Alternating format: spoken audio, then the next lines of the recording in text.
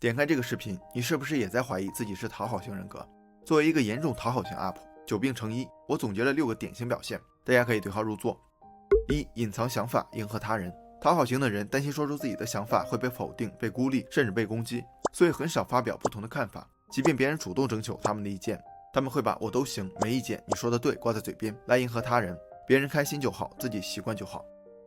2. 毫无底线，不会拒绝。普通人拒绝别人都是理直气壮，讨好型的人在说出不字之前会经历一番激烈的斗争。他会不会生气啊？要不还是答应了吧。编辑了一大段的拒绝理由，最后还是删掉，改成好的。即便破天荒的拒绝了一次，心里也是满满的负罪感，感觉对不起他，下次见面都不好意思。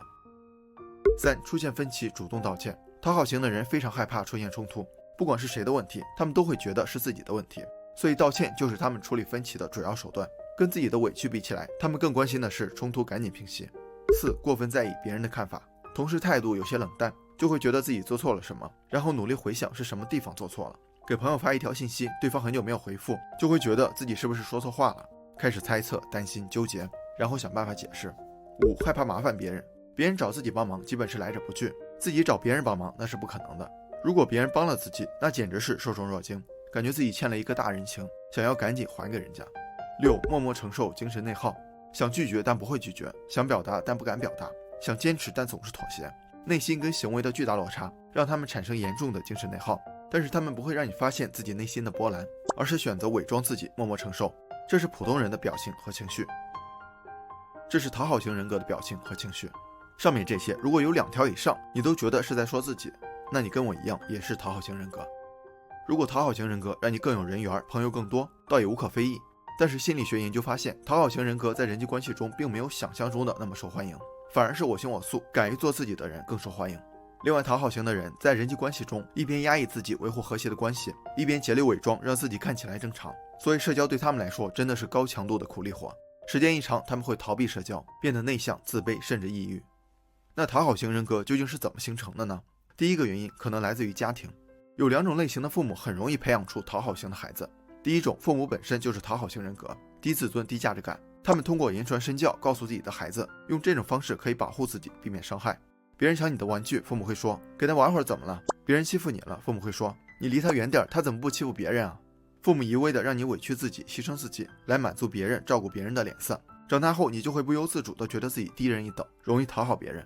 另外一种父母控制欲很强，就是什么事儿你都得听他们的，不能有自己的想法，让你听话你就得听话，让你考100分你就得考100分，不然可能会罚你、骂你，甚至打你。讨好型人格这本书把它称为有条件的爱，你如果想得到他们的爱，就得按照他们说的做，做不好就不爱你。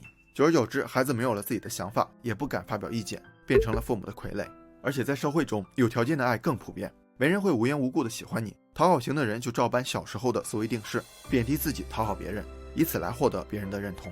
第二个原因是自我认知失调。自我认知是心理学的一个概念，就是对自己的观察和理解。我们意识的形成是我们对外界刺激经过记忆和思想的加工，产生一系列比如我是谁、我的价值、我的需要等等这些反应。自我认知不足的人会习惯性的把大部分精力都投注在他人的身上，希望通过满足和讨好来获得他人的认可，以彰显自己存在的价值和意义。也就是说，他们错误地认为个体的价值需要通过被他人需求来实现，没有意识到每个个体的存在本身就具有意义。就像上面提到的，拒绝别人就会觉得自己欠别人的，觉得自己很没用。再比如别人说我笨，我不是上去反驳，而是真觉得自己笨。自我认知失调的人往往有这2个特点，一个是否定式的惯性思维，总觉得我不会、我不行、我不知道、我没办法，非常自卑。另外一个是特别在意别人的评价，因为他们很在意自己在别人眼里的形象，再加上自卑情节的影响，所以对负面评价很敏感。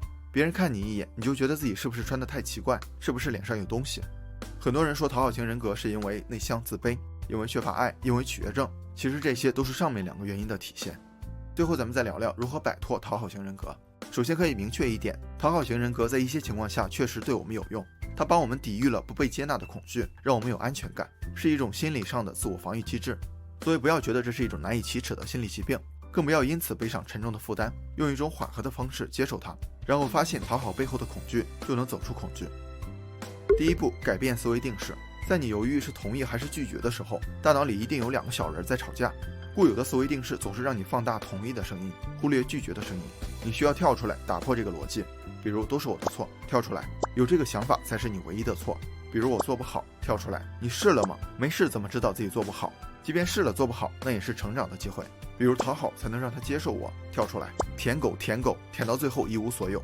再比如我不好意思拒绝，跳出来，他都好意思麻烦你，你有什么不好意思拒绝的？把那些老好人的思维都找出来，用逆向思维一个个怼一遍，现在心里爽一下，然后理性分析别人认同你、尊重你的本质原因是什么。你又不是钱，不可能让所有人都满意，所以让自己满意就可以了。别人生气跟你没关系，你不用为别人的问题负责。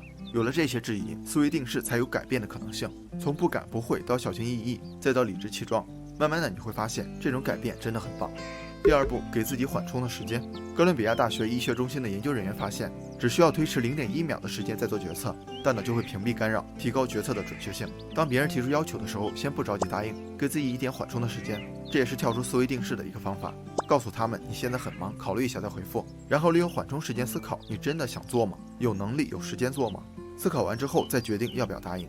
另外可以设定一个不讨好时间，比如在1周找1天，或者每周找几个小时。这段时间，凡是自己不想做的事情就大胆的拒绝，凡是自己想做的事情就不要在意别人的看法。你就看看这段时间别人有什么变化，能把你怎么样。我就在用这个方法，这段时间里自己开心最重要。而且我发现别人并没有疏远我、讨厌我。如果真的有人给我脸色，那这个人就更不值得我们去讨好了。第三步，给自己无条件的爱。这个世界上能无条件爱你的只有自己，所以不要对自己这么刻薄。你可以跟自己积极的对话，做自己的朋友。这里有几个小技巧。第一个，用镜子给自己心理暗示，每次照镜子的时候可以自恋一下，微笑，深呼吸，告诉自己我能行，我是最棒的。第二个是《讨好型人格》这本书提到的慈心冥想，就是在正念冥想的基础上，想象一个象征着爱的人，比如非常疼爱你的长辈，实在想不出就想耶稣、特蕾莎修女也行。想象他们在对你笑，与你同在，然后把注意转向自己，感受自己的心理变化，可能是温暖，可能是喜悦，沉浸在这个想象中。每次15分钟，坚持一段时间，你会爱自己胜过一切。第三个是自我对话，原来脑子里总有一个贬低你的人，现在想象成他是一个舔狗，崇拜你，夸你，时间一长，自我价值感就会提升。还有个是情绪上头就释放出来，不开心就是不开心，千万不要克制自己，容易憋出病。第四步，跟不用讨好的人在一起。不可否认啊，有些人就是没有边界感，就是喜欢索取和消耗别人。这个忙你一定得帮我就用一下，你怎么这么小气？这点钱都不借，太让我失望了。经常跟这些人在一起，你的底线会一次次破防，而他们会一次次得寸进尺。你以为你的好可以让他们有所收敛，他们以为你默许了他们的伤害。美国治疗师凯莎·布鲁登指出，当你开始划分边界，拒绝对方不合理的需求，你会发现有一些人对你的态度发生了变化，他们可能感到失控，被威胁，然后指责你，离开你。做好心理准备，因为这些需要你不断讨好才能维系的关系，本身就不应该追求。被讨厌的人讨厌，不见得是一件坏事儿。远离那些不停消耗你的人，跟不用讨好的人在一起，做比讨好更重要的事儿。建立明确的社交边界，才能给你真正的安全感。通过上面4个步骤，你一定可以摆脱讨好型人格，培养被讨厌的勇气。那样的话，你会发现，其实自己并没有被讨厌，反而是更受欢迎。